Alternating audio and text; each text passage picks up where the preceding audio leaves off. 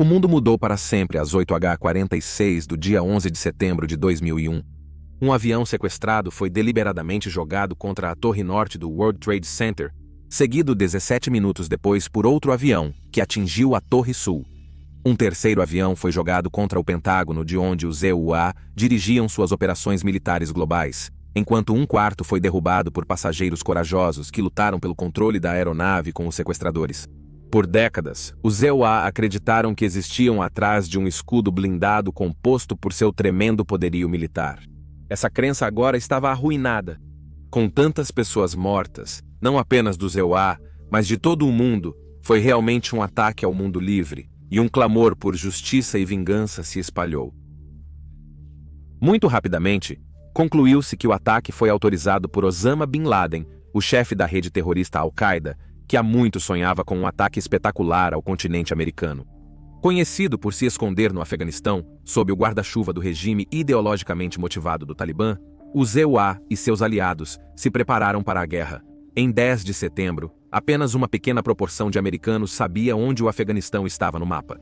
Em 12 de setembro, quase toda a população estava focada neste país rural e sem litoral, enquanto a caça ao homem mais procurado do planeta começava. Neste, o segundo episódio de um especial em 2 partes sobre a violenta história do Afeganistão, vamos examinar a invasão liderada pelos americanos ao Afeganistão, a guerra mais longa da América.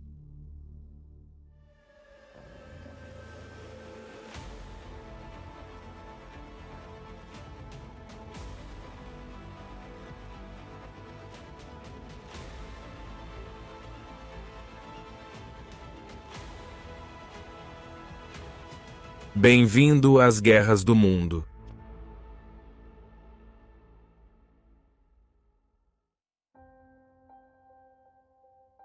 Menos de 24h após os ataques, a Organização do Tratado do Atlântico Norte, a OTAN, convocou uma reunião na qual cada Estado-membro concordou em invocar o artigo 5 do Tratado de Washington se fosse descoberto que o ataque foi coordenado por forças fora dos Estados Unidos.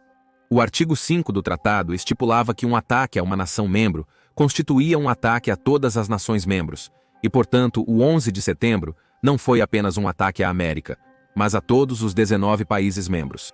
O secretário-geral da Organização do Tratado do Atlântico Norte, Sr. Robertson, informou à ONU sobre a decisão da aliança, mas foi declarado que os EUA estariam simultaneamente tomando ações tanto com as forças da OTAN quanto independentemente da estrutura de comando da OTAN, conforme seus direitos sob as leis internacionais de autodefesa. Nesse sentido, em 15 de setembro de 2001, o presidente Bush se reuniu com seus conselheiros mais seniores no retiro do presidente em Camp David, nas colinas de Maryland. Entre os presentes estava o chefe da CIA, George Tenet, que iniciou os procedimentos com uma apresentação em PowerPoint simplesmente intitulada Indo para a Guerra. Tenet apresentou as últimas informações de inteligência sobre Bin Laden, Al-Qaeda e seus anfitriões talibãs no Afeganistão, possibilitando que a equipe presidencial formulasse um plano de ação. Uma coisa que foi estabelecida desde o início foi que, ao contrário do ataque simbólico com mísseis de cruzeiro do presidente Clinton, após os atentados às embaixadas em 1998 desta vez, haveria botas no chão no Afeganistão, cuja missão seria caçar Bin Laden e matá-lo, junto com qualquer um que se colocasse no caminho desse objetivo. Os líderes dos EUA aprovaram um plano de invasão ao Afeganistão em 4 etapas. A primeira fase dizia respeito à alocação de recursos para a operação, a adoção e utilização de aliados-chave na região, incluindo dentro do próprio Afeganistão, em uma única coalizão, ao delineamento de uma série de objetivos-chave e à criação de uma hierarquia de comando. A segunda fase preparava o terreno para as próximas etapas através das operações de combate iniciais.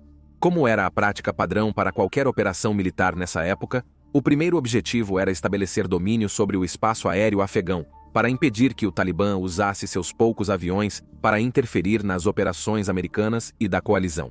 Os locais de defesa antiaérea também seriam alvo de ataques, mas ainda havia preocupações com o número de canhões antiaéreos pesados que o Talibã possuía, que, sendo operados manualmente, poderiam representar uma séria ameaça para helicópteros voando baixo. Enquanto isso, fontes de mídia ocidentais escreveram artigos sobre as forças do Talibã, usando os mísseis Stinger, fornecidos para combater os soviéticos nos anos 80 contra os helicópteros da coalizão. No entanto, essas eram infundadas. A maioria dos Stingers foram recomprados pelos EUA no início dos anos 90, com o restante sendo vendido no mercado negro para países africanos.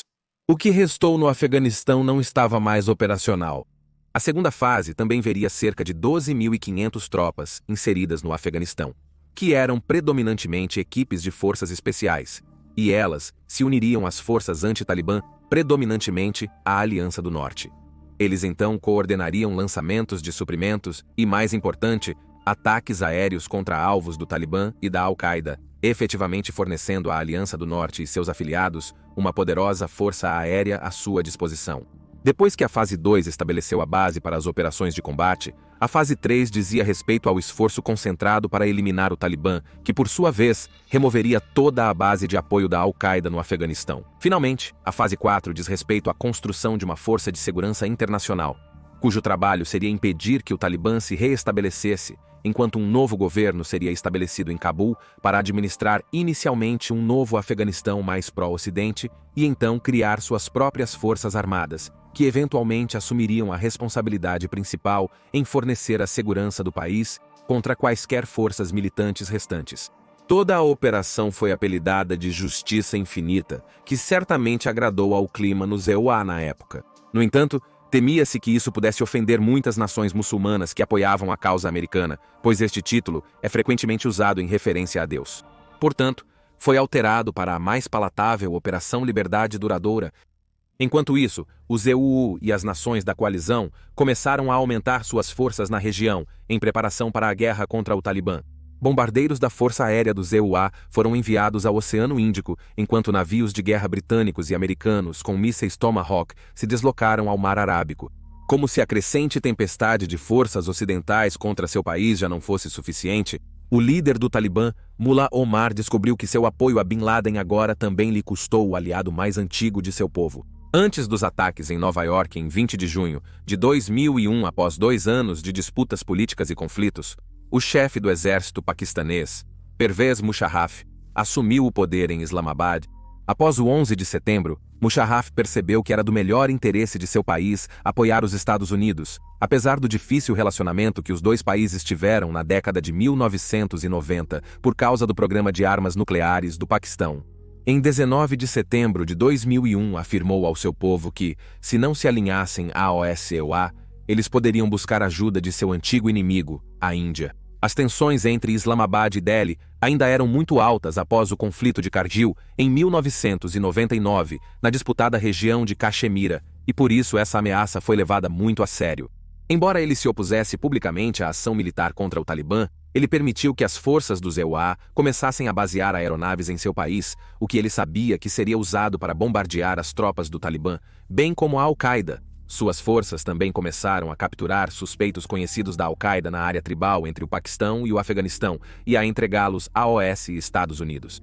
Como recompensa pela sua cooperação, as sanções militares e econômicas que os EUA haviam imposto ao Paquistão não só foram levantadas, mas foram complementadas por ajuda econômica e recompensas por cada agente da Al-Qaeda entregue.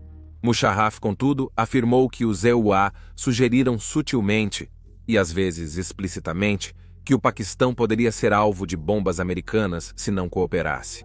Independentemente disso, o Paquistão agora tinha todos os motivos para se afastar de Omar, e o governo em Islamabad se tornou um ator-chave na crescente guerra ao terror. A pergunta em muitos lábios no Ocidente, no entanto, era quantas de suas pessoas estavam comprometidas com a causa de Washington, e quantas mais eram simpáticas ao Talibã e à Al-Qaeda. Em 4 de outubro de 2001, como parte de seus compromissos do artigo 5 à OTAN, começou a implantar aeronaves do Sistema de Alerta e Controle Aéreo E-3 para os Estados Unidos, sob a Operação Eagle Assist. A primeira vez na história da aliança que ela realizou uma operação ativa contra o terrorismo. As aeronaves foram implantadas a pedido dos Estados Unidos, a fim de ajudar a preencher as lacunas na cobertura de radar do continente americano, e envolveu 830 pessoal de 13 países da OTAN. A OTAN incrementou suporte a seus países membros, com foco no compartilhamento de inteligência, apoio logístico e reforço de segurança nas fronteiras, especialmente no Mediterrâneo, por medo de infiltrações da Al-Qaeda na Europa, vindo do norte da África. Liberdade duradoura. Para Mullah Omar e os líderes do Talibã, havia muito pouco que eles poderiam fazer enquanto os EUA e seus aliados aumentavam suas forças. Ele se recusou a entregar Bin Laden e se comprometer a parar de apoiar o terrorismo internacional, e então só restava um curso de ação para Bush: invasão. A Al-Qaeda e sua vasta rede de apoio internacional juraram travar sua guerra santa contra o Ocidente, mas os ataques de 11 de setembro energizaram o esforço de contra-terrorismo do Ocidente, impulsionado por um público americano que estava indignado com o que havia acontecido e receoso de uma nova ocorrência. Portanto, a Al-Qaeda geralmente se preparava para o inevitável confronto com as forças americanas e seus aliados quando eles chegaram ao Afeganistão. Esse dia foi 7 de outubro de 2001. A Operação Liberdade Duradoura iniciou com um grande ataque de mísseis de cruzeiro em alvos prioritários. Bombardeiros dos EUA partiram de Diego Garcia e porta-aviões no Mar Arábico, mas mísseis vieram de navios e submarinos americanos e britânicos. Um bombardeiro Stealth B-2 Spirit realizou uma enorme missão de 44 horas a partir de sua base no Missouri, sendo a mais longa da história. Os B-52S dos EUA também despejaram centenas de bombas MK-80 e 2 Doom de 500 libras em vários campos de treinamento de terroristas e posições fortificadas do Talibã, obliterando-os em uma terrível demonstração de força. Quando os ataques começaram no início da noite no Afeganistão, era 13h em Washington, quando o presidente George W. Bush falou ao povo americano. Há uma frase de George W. Bush: "Se você conseguir encontrar o áudio original, é preferível, mas eu vou gravá-lo caso você não consiga." Por ordem minha, as forças militares dos Estados Unidos começaram ataques contra campos de treinamento de terroristas da Al-Qaeda e instalações militares do regime Talibã no Afeganistão. Essas ações cuidadosamente direcionadas são projetadas para interromper o uso do Afeganistão como base de operações terroristas e para atacar a capacidade militar do regime Talibã.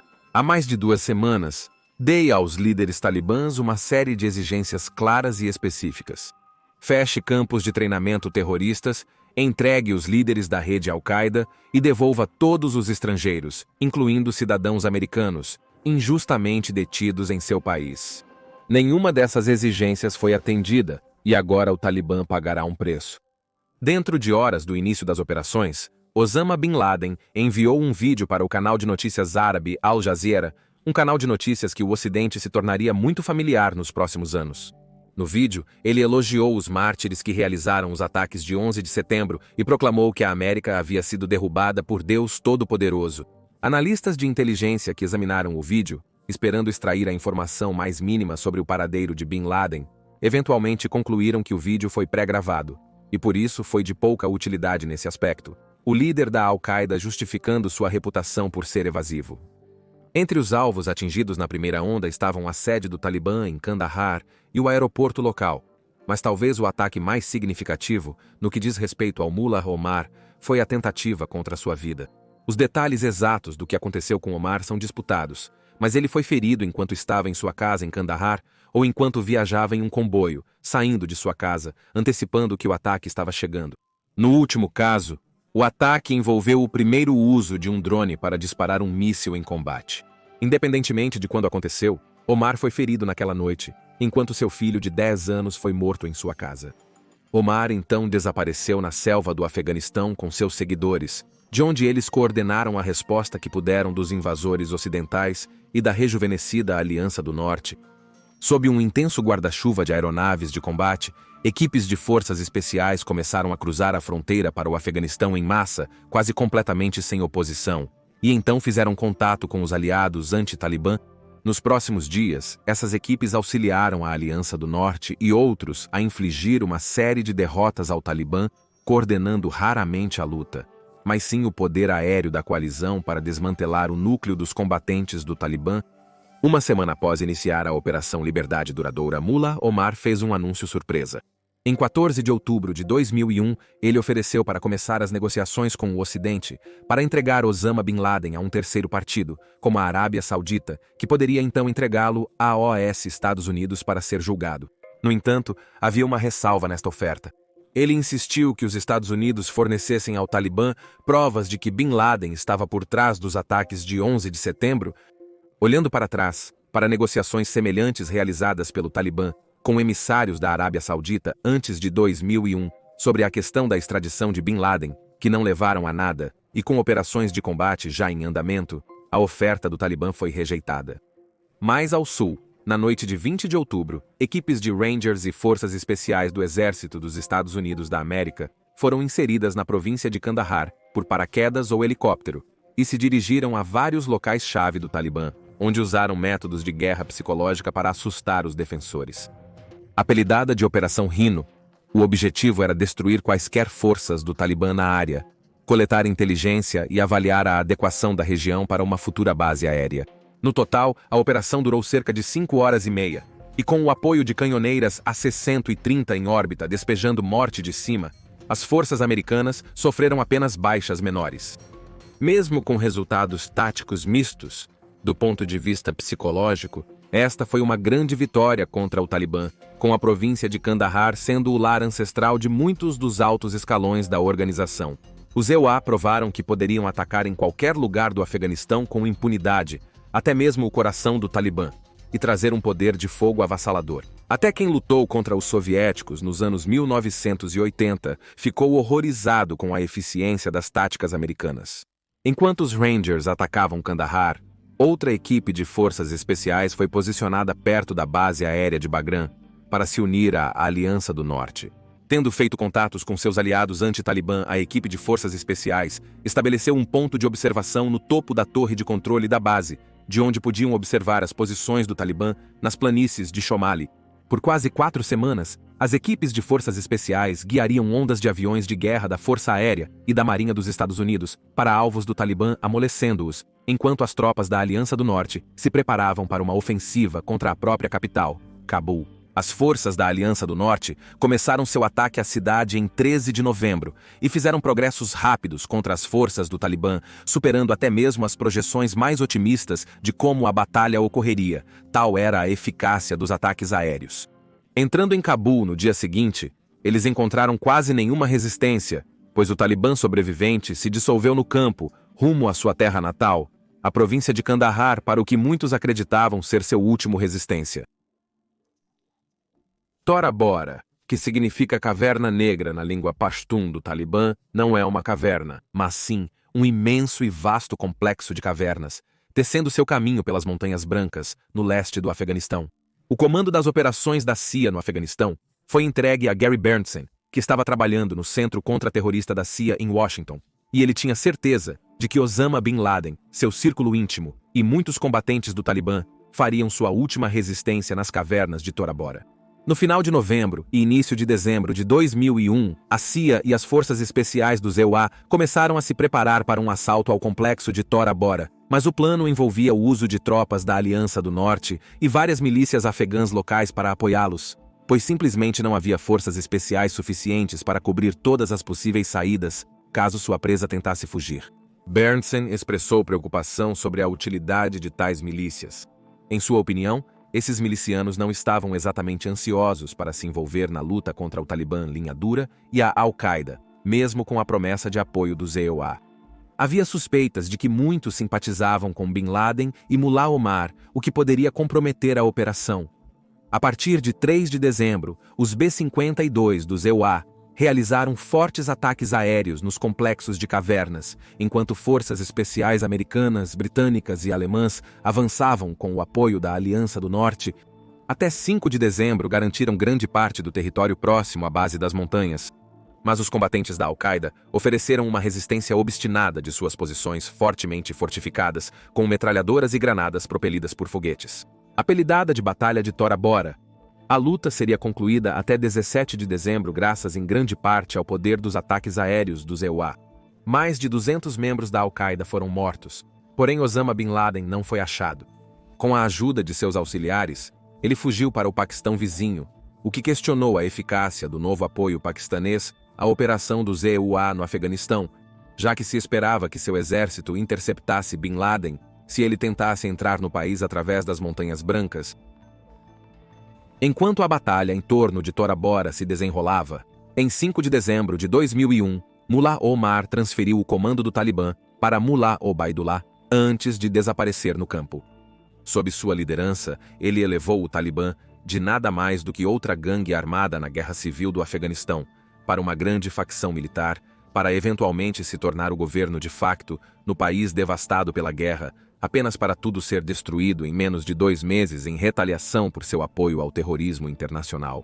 O que ocorreu com ele após a transferência de poder permanece controverso. Sabe-se que ele se escondeu na província de Zabul, no Afeganistão, ficando com um de seus ex-governadores provinciais, enquanto muitas de suas esposas e filhos se mudaram para o Paquistão.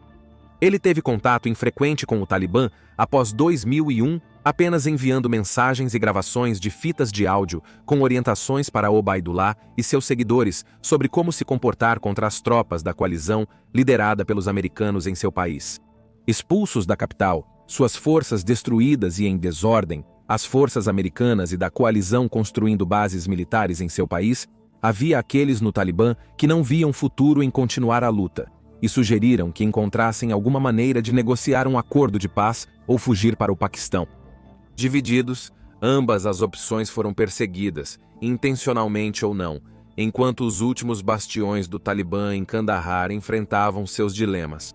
Obaidullah se rendeu à Aliança do Norte durante o Ano Novo, contudo, foi libertado em breve como parte de um acordo de anistia. Acreditava-se que tal oferta de anistia a OS talibãs restantes os encorajaria a depor as armas, mas muitos deles não confiavam na Aliança do Norte, esperando sofrer represálias brutais pelos atos que perpetraram na guerra em curso no Norte antes de outubro de 2001. Isso era especialmente preocupante para o número de combatentes estrangeiros no Talibã, para quem a rendição era impensável. Portanto, a única opção real restante para eles era buscar abrigo na zona tribal do Paquistão vizinho, situada ao longo da fronteira com sua terra natal. Lá eles tinham apoiadores não apenas nas tribos locais, mas no próprio governo paquistanês. Uma aliança do norte secreta permitiu que a Força Aérea Paquistanesa começasse a transportar muitos membros do Talibã para fora do país, a partir do final de novembro. Até o final de 2001, o Talibã havia sido praticamente derrotado no Afeganistão, com apenas bolsões de resistência espalhados pelo país, enquanto o restante havia se rendido ou fugido. A rapidez com que o Talibã foi derrotado surpreendeu muitos envolvidos nas etapas de planejamento da Operação Liberdade Duradoura, particularmente na CIA, que previa as forças do ZEUA e aliadas envolvidas em um longo e prolongado esforço de contra-insurgência para alcançar seus objetivos. Entre outubro de 2001 e março de 2002, menos de 100 soldados americanos haviam sido mortos, comparado a milhares de talibãs. No entanto, a experiência passada ensinou-lhes que este era o período mais crucial daqui para frente. Agora, o Afeganistão teria que se reconstruir após anos de decadência e violência sob o Talibã. E isso significava instalar um novo governo e fornecer uma força de segurança internacional para manter a paz, enquanto esse governo se afirmava. Em 22 de dezembro de 2001, Hamid Karzai foi nomeado o novo presidente do Afeganistão. Educado na Índia e líder do povo Popalzai, ele os liderou em uma revolta aberta contra o Talibã no início da Operação Liberdade Duradoura, e por isso foi visto como uma escolha ideal para uma posição interina como presidente. Originalmente, convidado para servir por apenas 6 meses, seu tempo no cargo seria estendido através de eleições, fazendo com que ele permanecesse no cargo por quase 13 anos. E assim foi uma das figuras mais importantes na política interna do Afeganistão, na era pós-Talibã. No entanto, o Afeganistão ainda era uma nação dividida, e as lealdades em muitos setores, particularmente em relação à segurança e defesa, ainda eram questionáveis. Assim, o ZEUA e a OTAN estabeleceram a Força Internacional de Assistência à Segurança, ou Força Internacional de Assistência para a Segurança, seguindo a Resolução 1386 do Conselho de Segurança da Organização das Nações Unidas. A principal missão da Força Internacional de Assistência para a Segurança era treinar e equipar o novo Exército Nacional Afegão para combater os insurgentes talibãs remanescentes no país e ajudar a garantir o novo governo contra os senhores da guerra, bandidos e muitos dos combatentes estrangeiros que estavam treinando no Afeganistão no momento da invasão do ZEUA. No entanto, muito rapidamente, a Força Internacional de Assistência para a Segurança percebeu que teria que ser muito mais ativa nesse aspecto. Mais de 90% das tropas da Força Internacional de Assistência para a Segurança foram fornecidas pela OTAN, com outras vindas de países estreitamente alinhados ao ZEUA, como Austrália e Coreia do Sul, com uma força total na região de cerca de 5.000. Essas tropas, é claro, não incluem a vasta presença militar americana, que continuou conduzindo sua campanha militar na região como parte de sua guerra ao terror. A sede da Força Internacional de Assistência para a Segurança foi formada em Cabul pela 3ª Divisão Mecanizada Britânica em dezembro de 2001, sob o comando do general João McCall, que permaneceria como comandante das forças embrionárias até ser substituído pelo tenente-general Hilmi Akinzorlu, do exército turco 4 meses depois. Nos anos seguintes, a área de responsabilidade da Força Internacional de Assistência para a Segurança aumentaria em tamanho à medida que expandia suas operações para cobrir mais províncias, enquanto o governo de Karzai buscava estabelecer firmemente sua posição. As tropas da Força Internacional de Assistência para a Segurança se juntaram a seus homólogos do Exército Nacional Afegão para limpar cidades e vilas de insurgentes, bem como garantir rotas de transporte. Mas às vezes, as tropas da Força Internacional de Assistência para a Segurança encontravam sua situação cada vez mais frustrante. As tropas afegãs frequentemente sofriam com baixos níveis de disciplina e um desinteresse geral na causa pela qual se inscreveram para lutar, com a antiga desconfiança do governo em Cabul frequentemente se manifestando. Havia quem desconfiasse das forças ocidentais ocupando suas terras, portanto propensos à radicalização. Operando atrás das barreiras protetoras e defesas estabelecidas pela Força Internacional de Assistência para a Segurança, esses homens poderiam causar muito dano simplesmente virando seus rifles contra as tropas que os haviam treinado. Havia também o risco sempre presente de fogo amigo na imagem tática frequentemente complexa do Afeganistão, como o que ocorreu em 17 de abril de 2002, quando um F-16 da Força Aérea dos EUA bombardeou erroneamente as tropas canadenses na Fazenda Tarnak, um antigo complexo do Talibã. 3 meses depois, em 1º de julho de 2002, um incidente mais mortal ocorreu quando aviões dos EUA bombardearam um casamento ao norte de Kandahar. O bombardeio matou cerca de 30 pessoas, inclusive crianças, atribuído a convidados que, ao dispararem a K-47 para o ar em festa, foram confundidos com um ataque pelas forças dos EUA. Tais erros, que não se limitavam apenas às forças dos EUA, apenas tornavam o trabalho da Força Internacional de Assistência para a Segurança ainda mais difícil, especialmente quando se tratava de conquistar os corações e as mentes da população local. Enquanto isso, o terrorismo retornou a Cabul, pois fundamentalistas islâmicos e aqueles ainda leais ao Talibã revidaram contra o governo de Karzai. Em 6 de julho de 2002, o vice-presidente de Karzai, Abdul Qadir, foi assassinado por atiradores junto com seu genro, enquanto em 5 de setembro, uma bomba de carro matou 30 pessoas quando explodiu em frente ao prédio do Ministério da Informação e Cultura. No entanto, os EUA viam esses atos como os remanescentes do Talibã, e que, dado tempo, a situação se estabilizaria, e as forças de Karzai limpariam qualquer combatente restante. Washington, nesse momento, já estava planejando sua próxima grande campanha, desta vez no Golfo Pérsico contra o Iraque de Saddam Hussein. Mas aqueles que acreditavam que o Talibã estava acabado, estavam prestes a ter um despertar rude. O Talibã, que havia escapado para o Paquistão, não ficou ocioso enquanto via seus Emirados Árabes Unidos sendo refeitos por países ocidentais e pelo governo Karzai. No entanto, eles também sabiam que de maneira alguma estavam prontos para contra-atacar, mesmo que se envolvessem em uma insurgência de baixa escala combinada com atos de terrorismo. Logo, em 2002, iniciaram a construção de sua infraestrutura de apoio, acumulando armas e recrutando novos combatentes, financiados por seu envolvimento no lucrativo comércio de ópio do Afeganistão. A campanha de recrutamento do Talibã recebeu um grande impulso quando as forças do EUA e do Reino Unido começaram sua controversa invasão ao Iraque em 20 de março de 2003. A invasão irritou muitos afegãos comuns e a segurança foi reforçada em torno de edifícios e instalações ocidentais no país, incluindo as muitas embaixadas que haviam reaberto. Pouco depois, em 28 de março, o Conselho de Segurança da Organização das Nações Unidas votou para estender a missão lá por mais um ano para ajudar nas eleições locais. Na propaganda do Talibã, esse ato foi retratado como uma ocupação contínua, em vez de uma missão de assistência ao povo afegão. Os ataques contra as tropas dos EUA e da Força Internacional de Assistência para a Segurança, e até mesmo contra os trabalhadores humanitários, portanto, aumentaram constantemente em 2003, e em uma entrevista concedida à British Broadcasting Corporation, o comandante sênior do Talibã, Mullah Dadullah, anunciou que o Talibã estava voltando dos mortos para travar sua guerra contra os cristãos e judeus que haviam invadido sua pátria, e eles não parariam até que fossem expulsos. Na luta pelo controle do país no início dos anos 1990, os combatentes do Talibã foram audaciosos.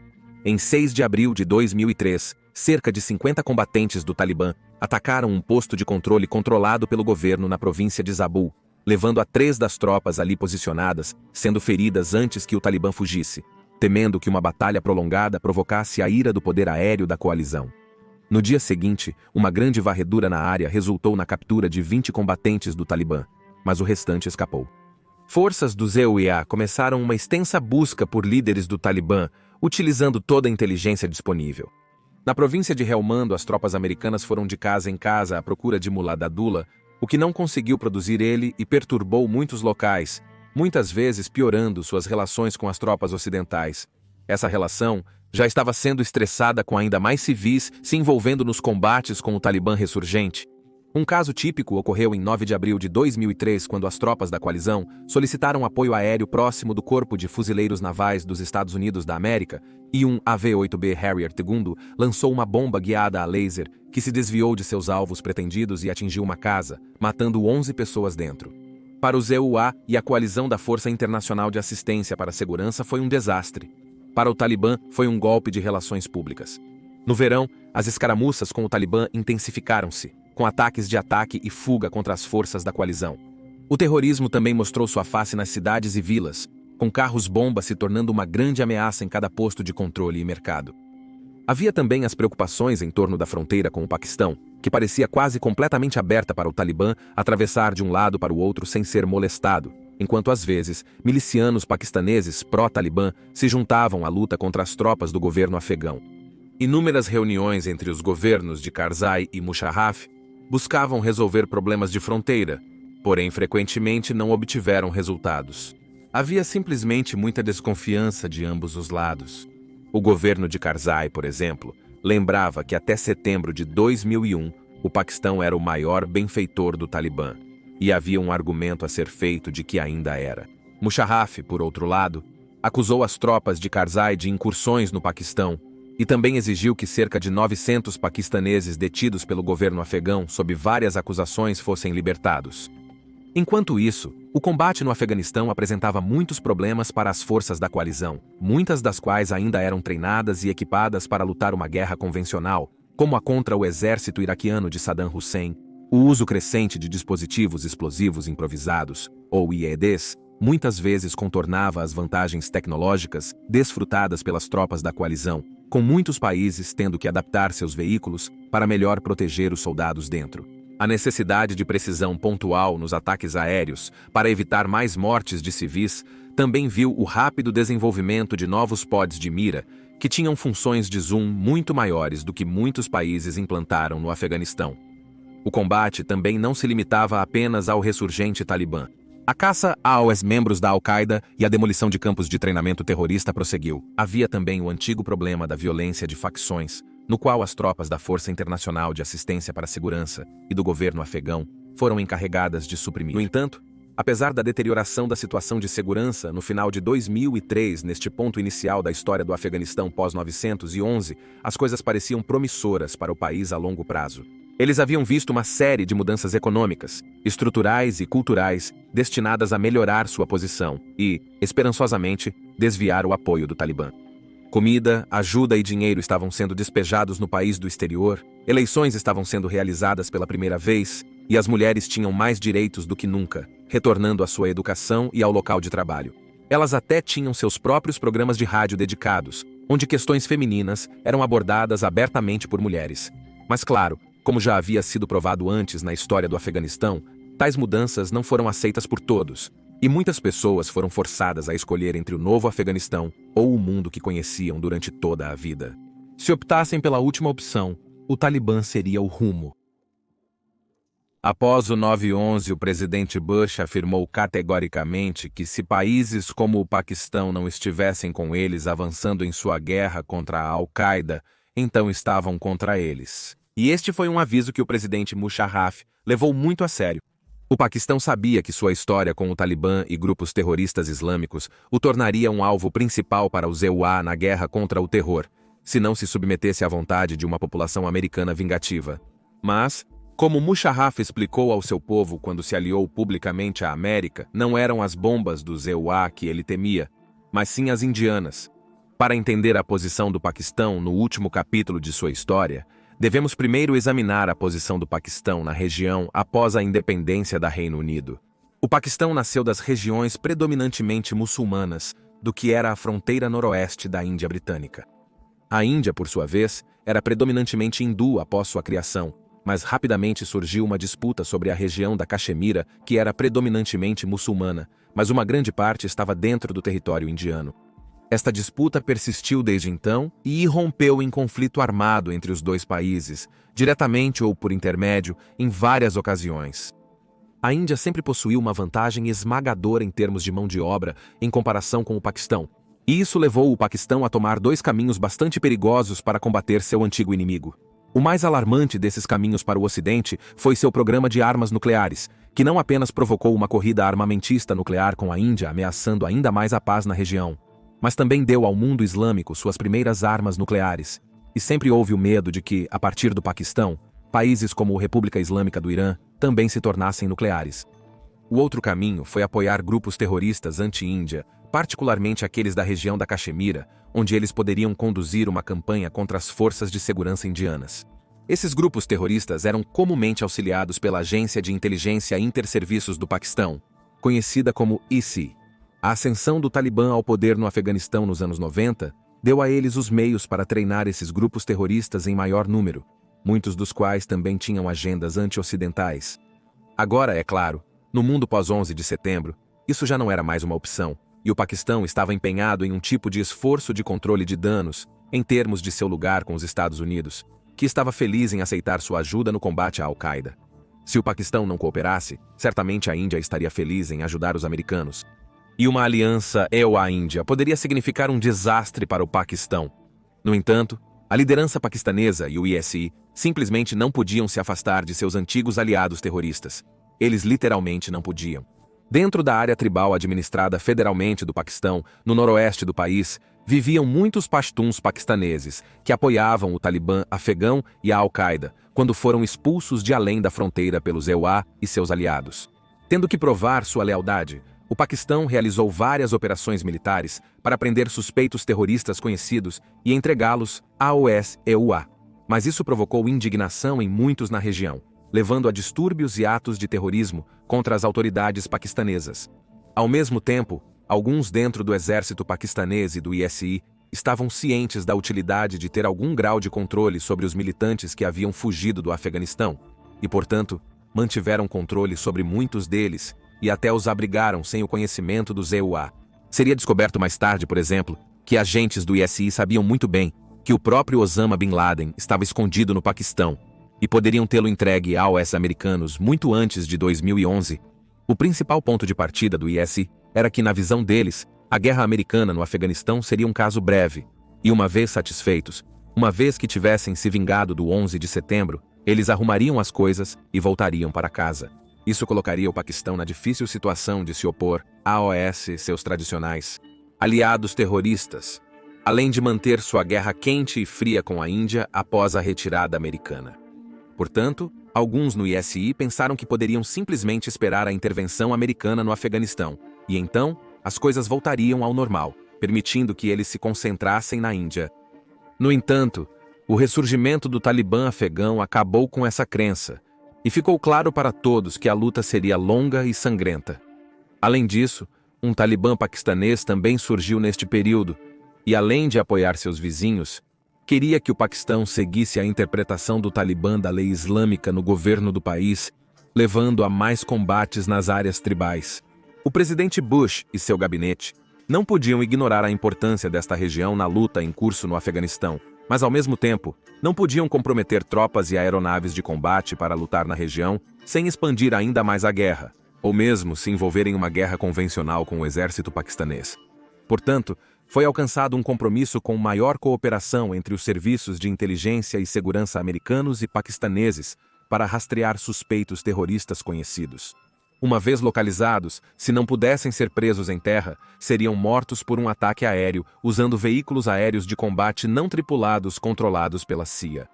Este foi o início da Guerra dos Drones. Em 18 de junho de 2004, o líder jihadista paquistanês Nek Mohammad Wazir foi morto no que é acreditado como o primeiro ataque de drone dos EUA no Paquistão.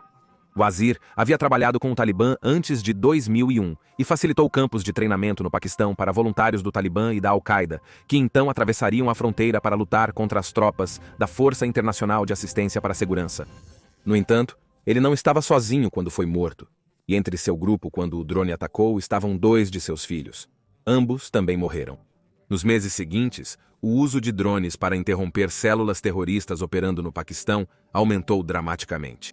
Na mídia ocidental, ataques de drones são mostrados como uma forma mais limpa de realizar operações, capaz de atacar com precisão cirúrgica. No entanto, no terreno, nem sempre era esse o caso, pois os alvos frequentemente se escondiam entre grandes populações de civis ou estavam localizados perto de depósitos de armas que explodiriam, enviando munições incendiadas pelo campo. No entanto, os ataques de drones estavam tendo um grande impacto na insurgência militante no Afeganistão, e, incentivado por isso, Bush ordenou um aumento em seu uso. Da mesma forma, porém, eles estavam desestabilizando seriamente o cenário político no Paquistão, pois, apesar da autoridade geral concedida à OS-EUA, os ataques eram extremamente impopulares entre os grupos étnicos do Paquistão e seus líderes políticos, o que pressionava Musharraf a cancelá-los. Líderes paquistaneses se opuseram rapidamente a OS-ataques, principalmente quando envolviam civis. Os tribunais no Paquistão os classificaram como crimes de guerra e exigiram que fossem interrompidos, mas os EUA rejeitaram isso, afirmando que tinham o direito de agir em legítima defesa. Assim, apesar da oposição, os ataques continuaram e permaneceriam como um dos mais aspectos controversos de toda a saga do conflito no Afeganistão. Isso irritou muitos no Paquistão, que já tinham simpatias pela posição do Talibã, e argumentou-se que os ataques e a relutância dos EUA em interrompê-los forneceram um grito de guerra para mais voluntários lutarem com o Talibã. Para o ISI, no entanto, os ataques tinham outro uso, que era eliminar membros do Talibã que não estavam dispostos a cooperar com eles. À medida que a década avançava, o ISI e muitos nas altas esferas do Paquistão agora temiam que Karzai, que naturalmente desconfiava do Paquistão dado o apoio anterior ao Talibã, pudesse ser o que acabaria se voltando para a Índia em busca de apoio assim que a Força Internacional de Assistência para a Segurança se retirasse. Isso afetaria dramaticamente o quadro estratégico para o Paquistão e então manter alguns combatentes do Talibã prontos para iniciar uma mudança de regime em Cabul poderia ser útil para eles. Mas o ISI estava jogando um jogo perigoso como resultado.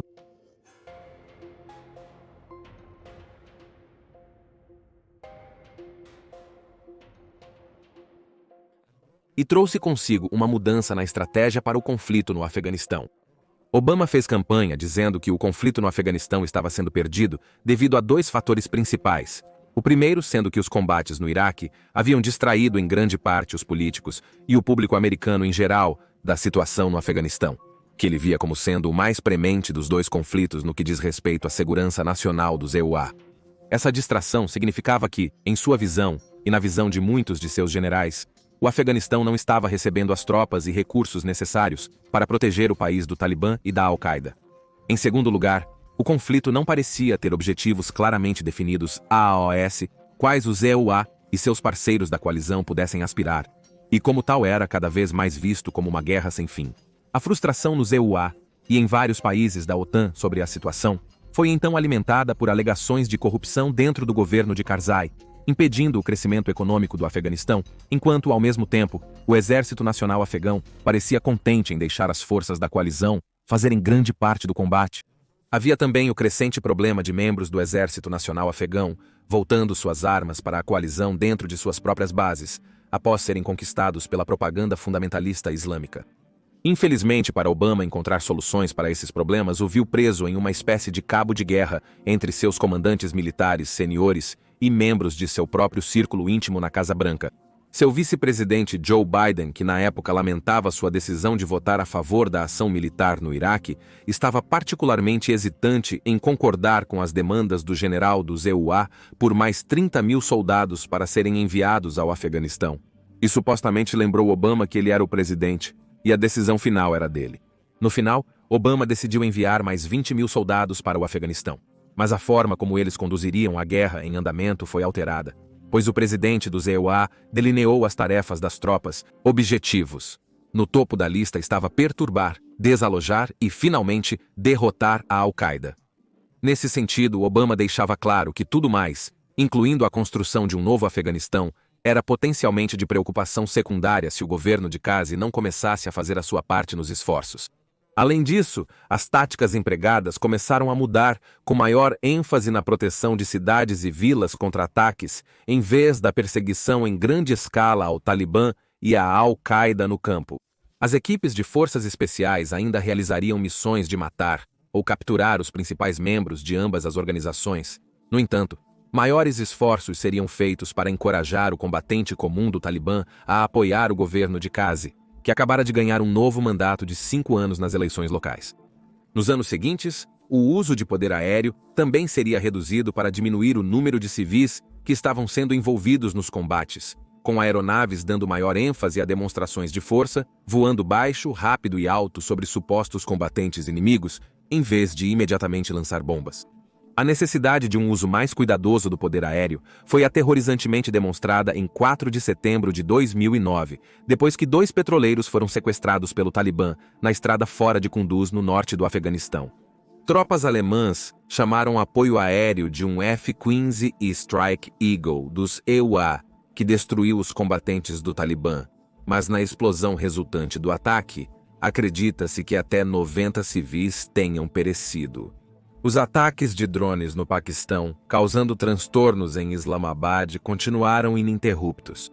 Para muitos em Washington, o Paquistão era potencialmente a ameaça mais urgente, dado o apoio que muitos membros do Talibã teriam recebido de dentro dos serviços de segurança e inteligência paquistaneses. No papel, o Paquistão ainda era um aliado, mas na prática, às vezes não era tão claro, e Obama havia feito campanha para adotar uma postura muito mais dura com Islamabad em relação à Al-Qaeda, especialmente dentro de suas próprias fronteiras.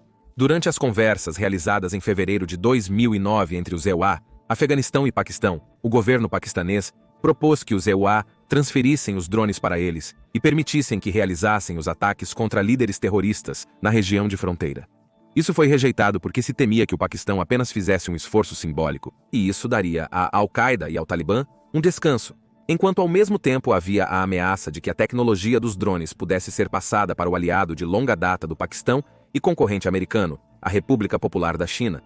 Enquanto isso, os combates no noroeste do país continuavam, e foram palco de violência significativa que esgotou a mão de obra do exército e drenou a economia paquistanesa, que era sustentada pela ajuda dos EUA.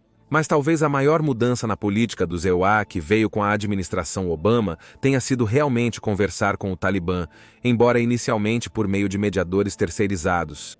Enquanto a administração Bush tinha uma política clara de não negociar com terroristas ou seus apoiadores, a administração Obama, por outro lado, via o Talibã e a Al-Qaeda como entidades separadas, e com a Al-Qaeda internacional sendo a maior ameaça, era melhor arranjar uma paz com o Talibã que poderia, em última análise, estabilizar a região. Apenas conseguir que ambos os lados concordassem com as negociações foi difícil, com ambos acusando o outro de ser irracional em relação às condições de como as negociações seriam conduzidas. Mas Obama acreditava que uma política de portas abertas, aliada a um exército afegão reenergizado que seu governo ajudaria a construir, forçaria o Talibã a aceitar o novo Afeganistão e encontrar seu lugar dentro dele. Na era imediatamente pós-11 de setembro, com a qual Bush teve que lidar, isso obviamente teria sido impensável, tal era a emoção que existia na sociedade americana. No entanto, perto do 10º aniversário dos ataques, a visão sobre a guerra no Afeganistão mudava. Os americanos estavam exaustos de seus soldados regressarem em sacos de cadáveres ou mutilados por explosivos improvisados. Além disso, a insatisfação com a condução da guerra aumentou, sendo agravada em 25 de julho de 2010, quando milhares de documentos classificados foram divulgados pelo Wikileaks, muitos dos quais destacavam falhas no planejamento e na inteligência, que estavam custando centenas de vidas civis, o que, é claro, por sua vez, aumentava o apoio aos insurgentes. No entanto, o trabalho ainda não estava concluído, e retirar-se neste momento era impraticável, pois teria deixado a porta aberta para o retorno do Talibã ao poder e o Afeganistão se tornar novamente um campo de treinamento terrorista. As forças de Karzai não estavam prontas, e muitos comandantes da coalizão se perguntavam se estariam algum dia. Então, justamente quando uma vitória era mais necessária, Com apenas alguns meses para o 10º aniversário dos ataques de 11 de setembro, as forças americanas receberam fortes informações sobre o paradeiro de Osama Bin Laden. Ele estava escondido em uma casa segura dentro de um pequeno complexo em Abbottabad, no Paquistão. Algo que não só era conhecido pela inteligência paquistanesa, mas na verdade era facilitado, pois acreditavam que poderiam usá-lo em suas negociações com grupos extremistas islâmicos na região. Teme-se que ele possa se mudar. Uma operação especial, codinome Lança de Netuno, foi formulada para capturar, ou se necessário matar, o homem mais procurado do mundo.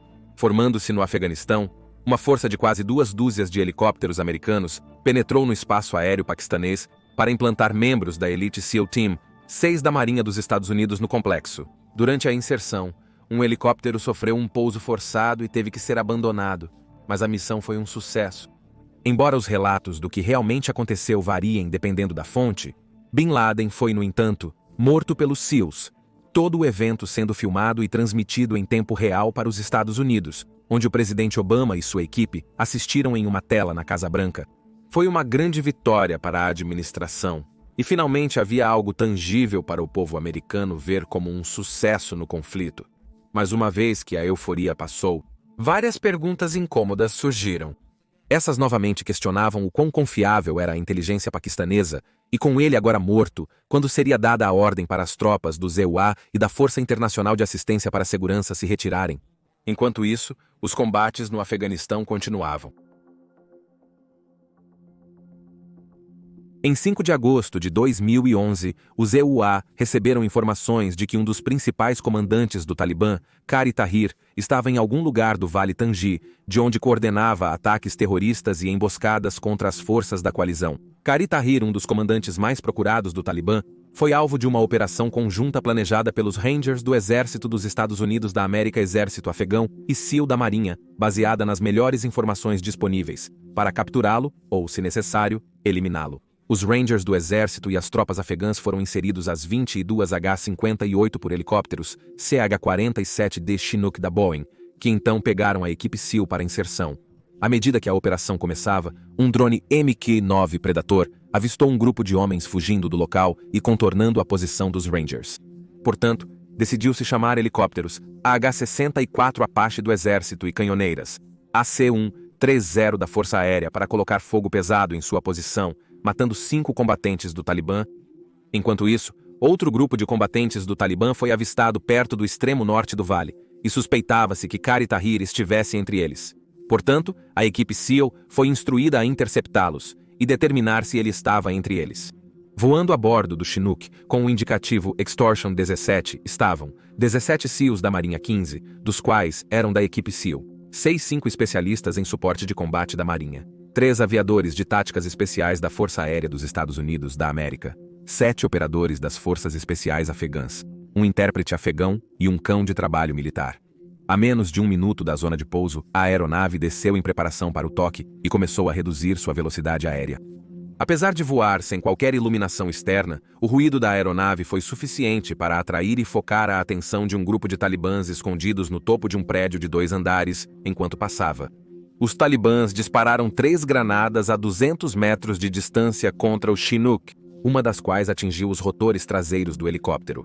A aeronave caiu em espiral até o chão, matando todos os 38 a bordo, presenciado por um Apache próximo, que declarou Angel Down pelo rádio para informar seus comandantes sobre o incidente. O abate do Extortion 17 se provaria como a maior perda de vidas em combate em um único incidente para os Estados Unidos, superando até mesmo o incidente anterior da Operação Red Wings.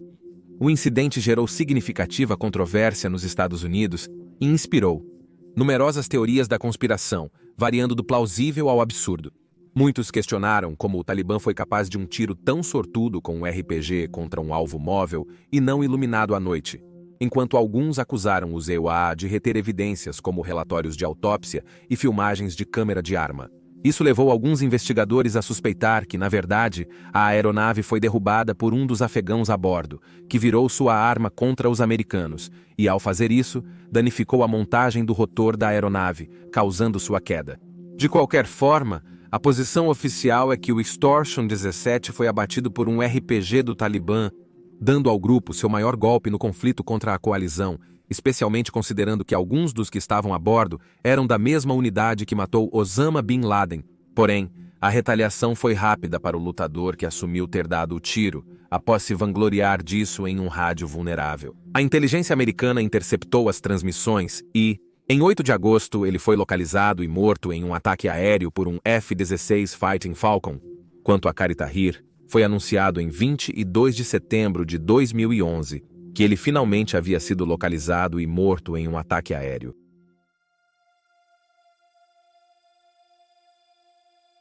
2012 foi outro ano de eleições nos Estados Unidos e, mais uma vez, o Afeganistão foi um dos principais temas em debate entre Obama e o candidato republicano Mitt Romney. O vitorioso Obama estava agora firmemente no caminho para estabelecer uma estratégia de saída para os Estados Unidos e seus parceiros da coalizão, e pressionou Karzai para que suas próprias forças finalmente começassem a assumir a liderança na manutenção da segurança em seu país. Em março de 2012, diplomatas do EUA e do Afeganistão começaram a trabalhar para detalhar como o Exército Nacional Afegão começaria a assumir o lugar das tropas da coalizão. As negociações foram prejudicadas pelo trágico incidente em Kandahar em 11 de março de 2012. Por volta das 3h, o sargento americano Roberto Bales saiu do acampamento Bellenby em Kandahar com um rifle, óculos de visão noturna e uma cobertura afegã sobre seu uniforme de soldado. Ele então caminhou a curta distância até uma aldeia próxima chamada Al-Qazai, onde ele procedeu a assassinar 4 pessoas e ferir outras 6. Ele então seguiu para a vizinha Najaban, onde matou mais 12 pessoas, incluindo várias crianças, antes de retornar a Bellenby, onde se entregou e foi preso. Ele foi condenado por assassinato, evitando a pena de morte, mas recebendo prisão perpétua sem liberdade condicional, considerado muito leniente por muitos no Afeganistão. Civis sendo mortos nos combates entre insurgentes e as forças da coalizão não era novidade. Mas pelo menos a coalizão tinha a defesa de que essas mortes eram não intencionais. Isso foi um assassinato flagrante. O estresse de combate e o TEPT foram ambos citados como fatores na decisão de Bales de cometer os assassinatos, e isso apenas reforçou a crescente urgência para que a Operação Liberdade Duradoura finalmente chegasse ao fim. Para isso, os EUA e o Afeganistão assinaram um acordo de parceria estratégica que formalizou a transferência de controle das operações militares no Afeganistão para as forças afegãs, que entrou em vigor em 4 de julho de 2012. Isso permitiu que as forças da Força Internacional de Assistência para a Segurança começassem a reduzir lentamente seu compromisso no país, focando cada vez mais no equipamento e treinamento das forças afegãs. Em setembro de 2014, Hamid Karzai finalmente renunciou como presidente do Afeganistão, sendo substituído por Ashraf Ghani. Quando ele renunciou, o relacionamento de Karzai com o Ocidente tornou-se cada vez mais tenso devido às negociações em andamento com o Talibã e acusações de nepotismo e corrupção entre seus ministros. Ghani, por outro lado, teve que lidar com uma vitória menos que clara nas urnas, e seu mandato seria marcado por instabilidade política e, novamente, mais acusações de corrupção. Apesar dos apelos para estender as operações militares da coalizão, em 28 de dezembro de 2014, o presidente Obama anunciou formalmente o fim da Operação Liberdade Duradoura. A Força Internacional de Assistência à Segurança, que chegou a ter 130 mil soldados de 42 países, foi desmantelada, e quando as tropas se retiraram, grande parte de seu equipamento foi entregue ao Exército Nacional Afegão. As operações de combate podem ter cessado, mas EUA e OTAN mantiveram seus programas de treinamento e equipamento com as forças afegãs, deixando um número nominal de instrutores e conselheiros no Afeganistão como parte das operações Sentinel da Liberdade e Apoio Resoluto. A retirada das tropas ocorreu com muito pouca pompa. Muitos questionaram o que a Operação Liberdade Duradoura havia alcançado no Afeganistão, pois tanto o Talibã quanto a Al-Qaeda ainda eram grandes ameaças no país, e a confiança no governo afegão para seguir sozinho era extremamente baixa. Culturalmente, o Afeganistão tornou-se um país islâmico moderno, com mulheres, especialmente, desfrutando de mais liberdades e avançando na política. Mas isso, é claro, apenas alimentou o ódio entre os grupos fundamentalistas pelo que o Ocidente havia feito com seu país culturalmente puro. Os polêmicos ataques de drones na fronteira Afeganistão-Paquistão persistem, assim como as operações das forças especiais contra células e líderes-chave da Al-Qaeda. No Ocidente agora parecia haver um esforço coletivo para esquecer o Afeganistão, particularmente com eventos como a Primavera Árabe, a Guerra Civil Síria e a ascensão do Estado Islâmico. Os debates entre a ex-secretária de Estado Hillary Clinton e o candidato republicano Donald Trump dominaram as eleições de 2016 nos EUA. Mas na Casa Branca e entre os líderes da OTAN, o Afeganistão permaneceu como um espinho em seu lado estratégico. Quando eles finalmente poderiam lavar as mãos de todo o assunto? Quando Clinton e Trump estavam em campanha para a Casa Branca, a situação no Afeganistão havia mudado notavelmente. Em 29 de julho de 2015, um porta-voz do Talibã declarou publicamente pela primeira vez que Mullah Mohammed Omar estava morto desde abril de 2013, tendo falecido de causas naturais em uma cama de hospital em Karachi, Paquistão. O governo afegão e as agências ocidentais de inteligência pensavam assim, devido a inconsistências nos relatórios de suas atividades e declarações que alegavam ter sido passadas por ele, mas nunca realmente entregues por ele. Contudo, no dia seguinte, o comunicado mudou para afirmar que, apesar de ele estar morto, não faleceu nem foi sepultado no Paquistão, provavelmente para evitar questionamentos incômodos às autoridades paquistanesas.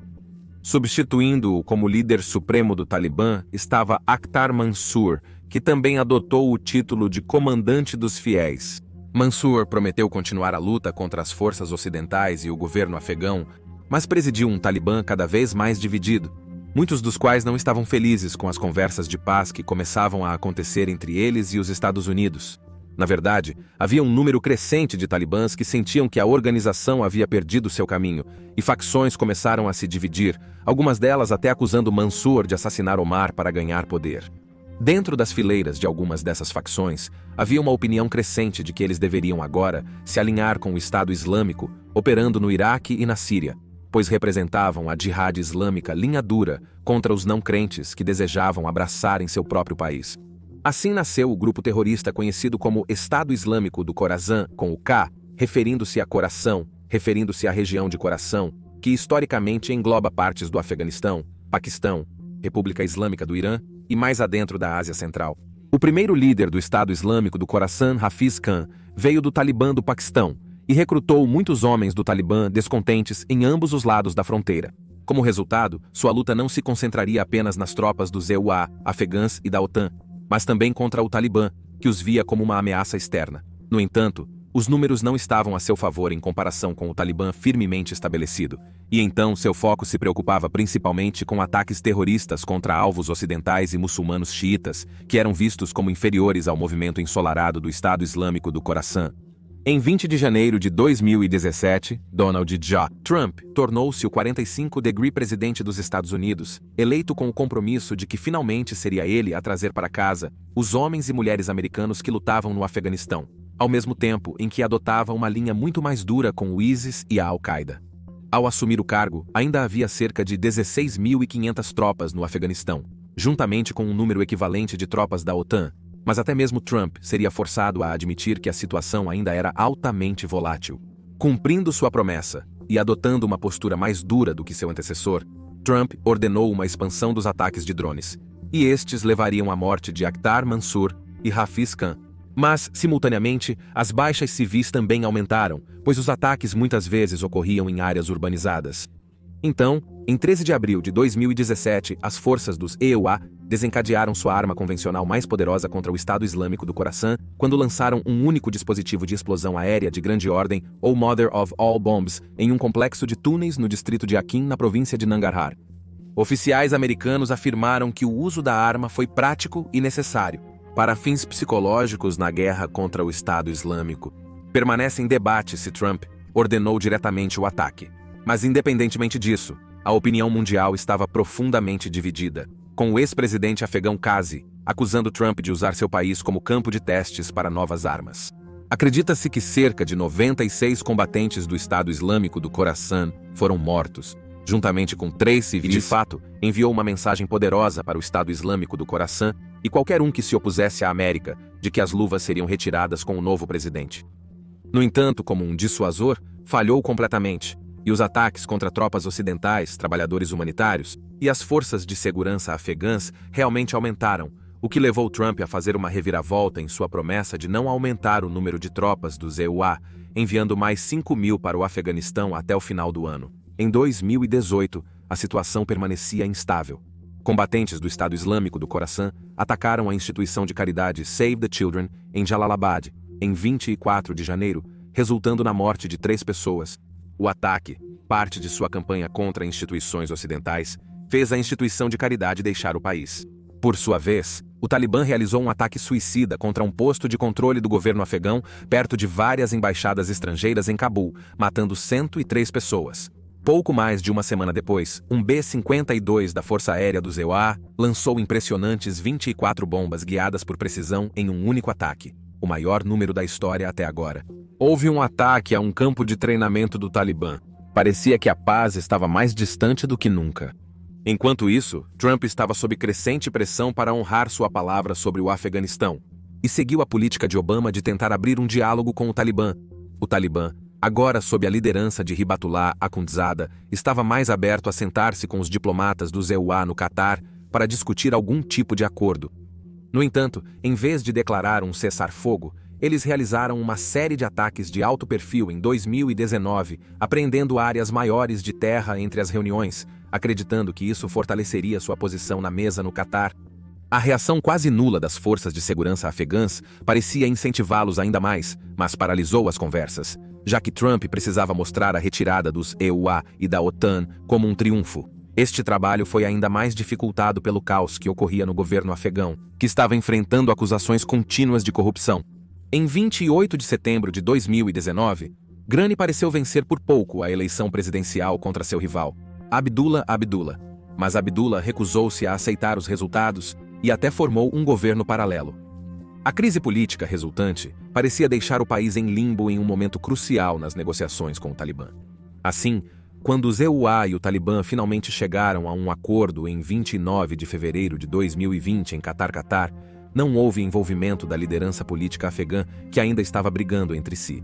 O acordo de Catar possibilitou a saída das tropas do ZEUA e da OTAN do Afeganistão, desde que o Talibã se comprometesse a impedir a Al-Qaeda de usar seu território como refúgio.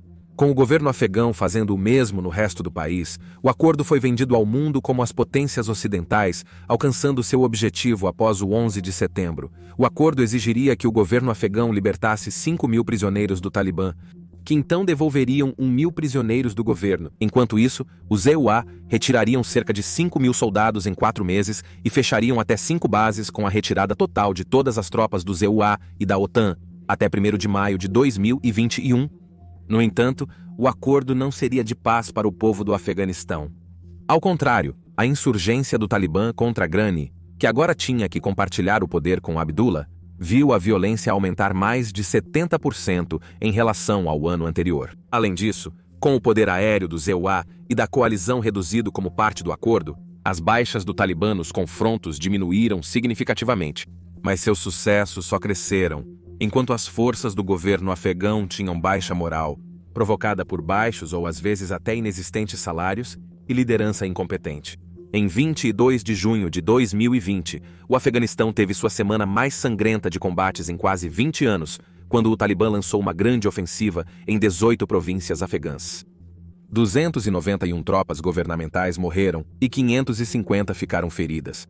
Em Washington, Distrito de Colômbia, a violência foi considerada totalmente inaceitável à luz do Acordo de Catar. Houve uma ação no Capitol Hill para restringir a retirada de tropas. Mas o ímpeto não pôde ser parado, e o mundo parecia preparado para aceitar que as potências ocidentais provavelmente deixariam o Afeganistão em estado de guerra civil. As projeções para a duração dos conflitos variavam entre 1 ano e 1 década. Mas estava claro para os governos de Trump e as potências mundiais que a América e a coalizão deixariam o Afeganistão cair nas mãos do Talibã.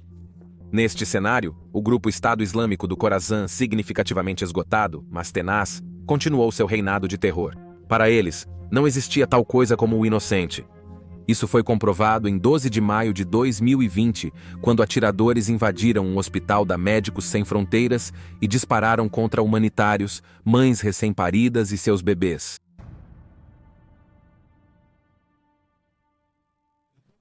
O conflito no Afeganistão foi a guerra mais longa da América, e isso é exemplificado pelo fato de que os últimos meses de tropas americanas no país foram supervisionados por um 4º presidente americano, democrata, Joe Biden. Ao assumir o cargo em 20 de janeiro de 2021, apenas 2.500 tropas americanas. Quanto à violência no Afeganistão, o governo Biden anunciou a revisão dos compromissos de retirada, porém decidiu prosseguir com o processo. Não era segredo que Biden não tinha a intenção de continuar o que ele via como uma guerra eterna que não poderia ser vencida. Porém, ele postergou a data de retirada das últimas tropas dos EUA, de 1º de maio para a data simbólica de 11 de setembro, exatamente 20 anos após os ataques de 9/11 que motivaram sua entrada no Afeganistão em primeiro lugar. Apesar do atraso, o Talibã usou a data original como o início de sua nova ofensiva de verão, que pegou o mundo de surpresa total.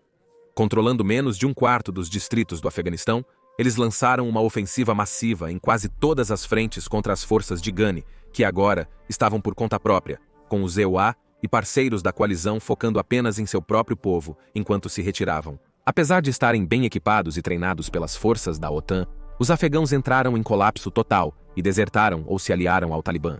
Imagens divulgadas pela mídia ocidental mostraram o Talibã dirigindo Humvees e veículos blindados americanos em sua ofensiva.